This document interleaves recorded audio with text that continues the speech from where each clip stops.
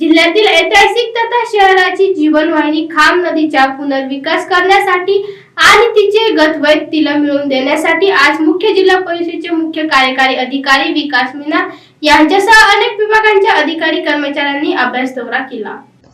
जिल्हाधिकारी अस्तिकुमार पांडे यांच्या प्रयत्नातून तसेच इकोस्ट गव्हर्नमेंट सोल्युशन मुख्य कार्यकारी अधिकारी गौरी मिराशे, नदी प्रहरीचे सदस्य व महानगरपालिकेचे तज्ज्ञ असद खान यांच्या प्रयत्नातून शहरातील जीवनवाहिनी खाम नदीच्या पुनर्विकासासाठी प्रयत्न सुरू आहे। त्या प्रयत्नातूनच आज जिल्हा परिषदेचे मुख्य कार्यकारी अधिकारी विकास मीना यांच्यासह रोजगार हमी योजनेच्या उपजिल्हाधिकारी अर्चना खेतमाळे, जिल्हा परिषदेच्या पाणी व स्वच्छता विभागाचे उपप्रमुख कार्यकारी अधिकारी राजेंद्र देसल, महाराष्ट्र रोजगार हमी योजनेचे उपमुख्य कार्यकारी अधिकारी अनुपमा नंदनकर, सिडकोचे प्रशासक, उपवन संरक्षण तांत्रिक सल्लागार छत्रपती संभाजीनगरच्या गटविकास अधिकारी Meena रतावळे,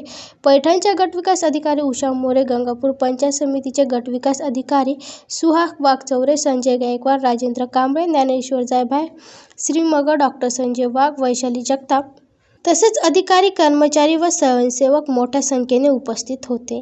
bureau report, AI news, Chhatrapati Sambhajinagar.